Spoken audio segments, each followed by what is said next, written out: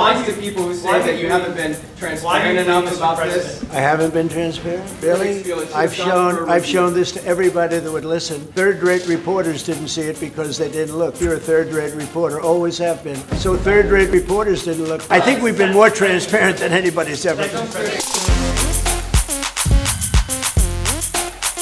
So I said, you gotta be kidding. Which is right here. I don't know if you can see it.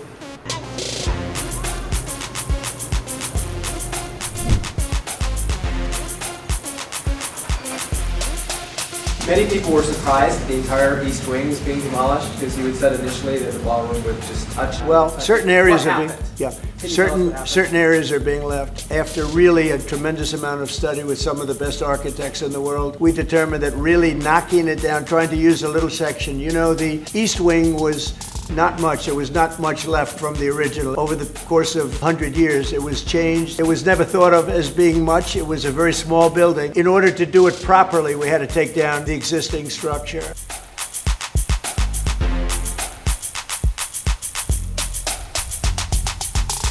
The way it was shown, it looked like we were touching the White House. We don't touch the White House. To be honored, and there'd be in a tent out on the lawn, and it would rain.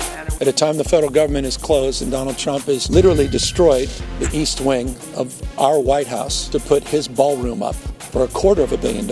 At a time when food prices have never been higher because of Donald Trump's policies. Have you had a cup of coffee? Have you bought a pound of beef? The only cost that's really up is beef, and fake news only wants to talk about beef. What I did is I made it possible for those people to survive, and I helped them a lot. I put tariffs on things coming into the country, including beef.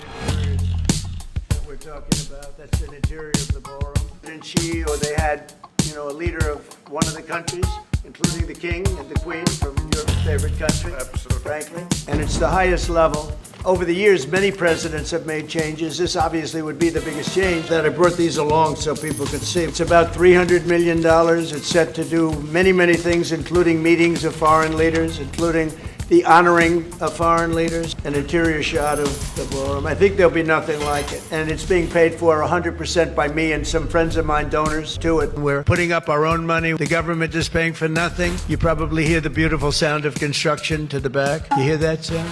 Oh. That's music to my ears. I love that sound. Other people don't like it. I love it. I think when I hear that sound, it reminds me of money. In this case, it reminds me of lack of money because I'm paying for it.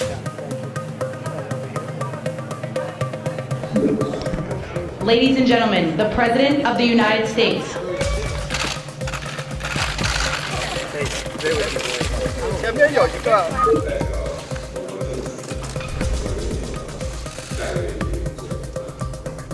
We're going to be making a big trip next week. We'll be going to Malaysia, South Korea, and Japan. In South Korea, I'll be meeting with President Xi of China. We'll have a pretty long meeting scheduled. We can work out a lot of our questions and our doubts and tremendous assets together. So we look forward to that. I think something will work out. What deliverables? I think we'll make a deal. I think we're going to make a deal on the rare earth is the least of it. Look, the tariffs are much more powerful than the rare earth. The rare earth is a disturbance, but there's a lot of rare earth around. I'll tell you, I've had more calls on rare earth. We've got it, everybody's. I think we're going to make a deal on soybeans and the farmers. China is actually third by a long way, but they'll be even within 4 or 5 years. Too many, and we are talking about de-escalation. That's already being talked about. And I think we'll probably add China into the mix. What I'll really be talking to them about is how do we end the war with Russia and Ukraine? Mr. President, that affect your decision whether or not to send tomahawks?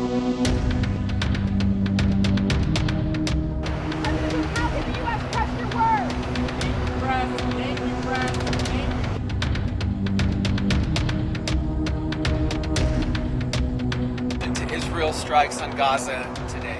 Well, we're going to have to see what's happening.